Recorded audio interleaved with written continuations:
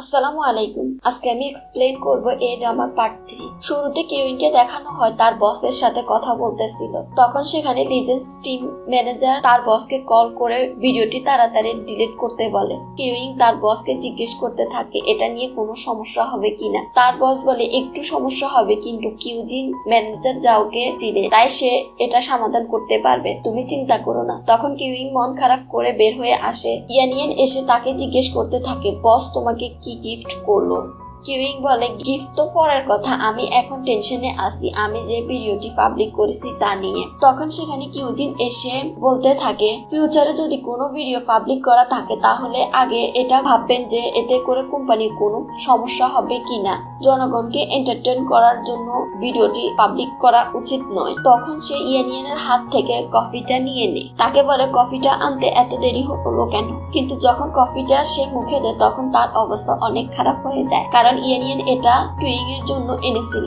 এরপর আমাদেরকে জিয়াংকংকে দেখানো হয় একটা ইন্টারনেট ক্যাফেতে আসে। সেখানে আমরা তার ফ্রেন্ড সানকে দেখি, যে গুফেং এর কেমন আছে তা জিজ্ঞেস করতে থাকে। জিয়াংকং তুমি আমাকে পাত্তা দিচ্ছ না কেন? সান বলে গুফেং এর অবস্থার কথা সবাই জানে, তার কিছু ভুল ছিল, তারপরেও ক্যাফটিন পরিবর্তন করেনি কেন? জিয়াংকং বলে আমি করতে চেয়েছিলাম, কিন্তু আমাদের কোর্স ও ম্যানেজার যাও তা করতে চাইনি। সান বলে গুফেং এর বয়স 30 হয়ে গেছে, তার হাতে অল্প কিছু সময় আছে, সে চ্যাম্পিয়নশিপে অংশ গ্রহণ করতে পারবে, এরপর তাকে রিজাইন দিতে হবে। তখন সে বলে আচ্ছা গুফেং রিজাইন নিলে তুমি কি করবে? তখন জিয়াংকং বলে আমি টিমে এসেছি তার জন্য, তাই এটা নিয়ে আমি কখনো ভাবিনি, তাছাড়াও লিজেন্স টিমে আমি শুধুমাত্র তার জন্যই আছি।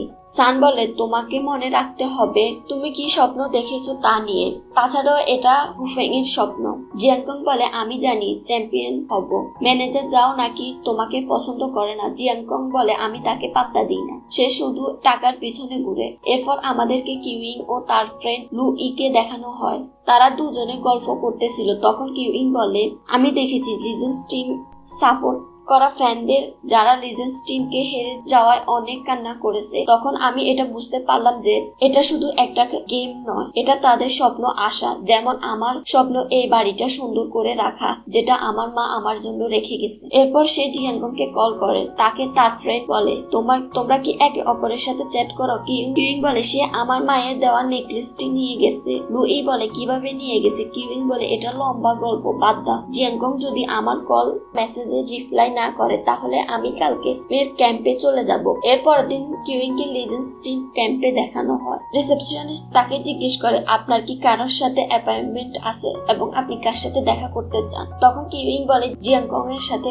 কথা বলতে চায়। রিসেপশনিস্ট তাকে জিজ্ঞেস করে আপনি কি অ্যাপয়েন্টমেন্ট নিয়েছেন? তখন কিউইং বলে না। রিসেপশনিস্ট বলে আপনি তাহলে অপেক্ষা করুন। তখন সেখানে লি ইয়াকসুন আসে আর কিউইং এর সাথে কথা বলতে থাকে। লি ইয়াকসুন বলে আপনি যে ভিডিওটি পাবলিক করেছেন তা নিয়ে জিয়াংকং অনেক রেগে আছে। তখন কিউইং বলে আমি তার কাছে ক্ষমা চাইতে এসেছি, তাই আপনি কি দয়া করে আমাকে জিয়াংকং এর সাথে দেখা করিয়ে দিতে পারেন? তখন লি ইয়াকসুন বলে আমি আপনাকে একটা শর্টকাট পথ দেখাবো। এ বলে সে সেখানে সবকিছু দেখাতে থাকে, বিভিন্ন কথা বলতে থাকে। কিউইং এর আনা ব্যাগটি রেখে সে একটা ওয়াটার বোতল নেয় এবং তাদের পাওয়া ট্রফি গুলো দেখাতে থাকে। এরপর তাকে গেমিং রুমে নিয়ে আসে। তখন লি ইয়াকসুন বলে আমরা প্রায় সবকিছু পরিদর্শন করে ফেলেছি, এখন শেষ কর্নারে আসি, যেটা হচ্ছে ফিটনেস রুম। কিউইং বলে তুমি আমাকে বোকা বানাচ্ছ।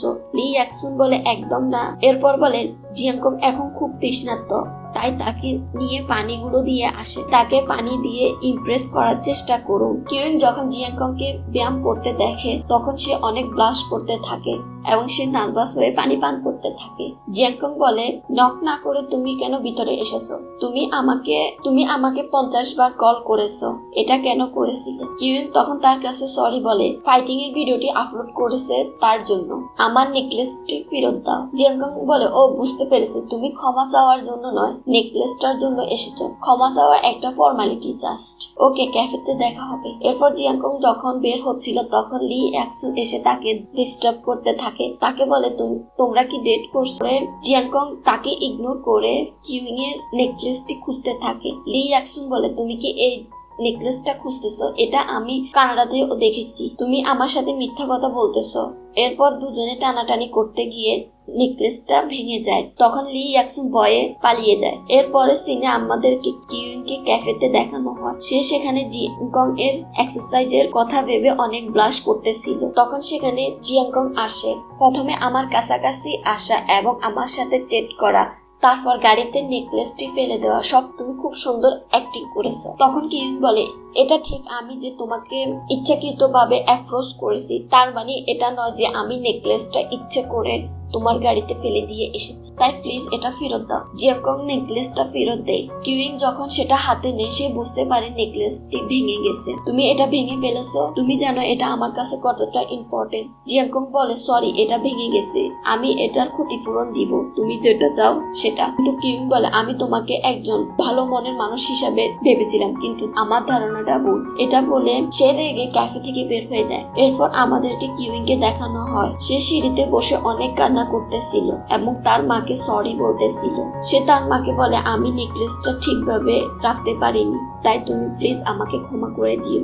এদিকে জিয়াংকং কে দেখতে পাই সে কিউইং এর সাথে এরকম আচরণ করার কারণে তার কাছে খুব খারাপ লাগতেছিল। তাই সে কিউইং কে কল করতে যাবে, তখনই তার টিম মেম্বাররা সেখানে আসে। তাকে বলতে থাকে, তুমি এখনো মোবাইল দেখতেছো, ওইদিকে ক্যাপ্টেন গুফেং রিজাইন নিচ্ছে। এটা শুনে জিয়াংকং দৌড় দেয়। ক্যাপ্টেন ও জিয়াংকং কে দেখানো হয়, আপনি কি সত্যি রিজাইন নিচ্ছেন? তখন ক্যাপ্টেন বলে, আমাকে ছাড়া দল চলবে কিন্তু তোমাকে ছাড়া দল চলবে না, তোমরা আমার থেকেও ভালো ক্যাপ্টেন পাবে। আমার ইতিমধ্যে প্রায় 30 বছর হয়ে গেছে, তাছাড়াও সবাই আমাকে নিয়ে অনেক কমেন্ট করে, তাই এটা আমার রিজাইন দেওয়ার সময়। এরপর ক্যাপ্টেন বলে, আমি জানি তুমি দলকে খুব সুন্দরভাবে পরিচালনা করতে পারবে, তাই আমি তোমার উপর এই দায়িত্বটা দিতে চাই। ক্যাপ্টেন বলে, বছরের পর বছর আমি স্ট্রাগল করেছি কিন্তু আমি দ্বিতীয় কোনো রিং পাইনি, তাই এটা আজ থেকে তোমার এই টিমের দায়িত্ব আমি তোমার উপর দিয়েছি। আগে আমার স্বপ্ন ছিল দ্বিতীয় চ্যাম্পিয়নশিপ জিতার, এখন তোমাকে কাপ জিতে দেখানোর পালা। জিয়াংকং বলে, আমি জানি না আমি কতটুকু দিতে পারবো,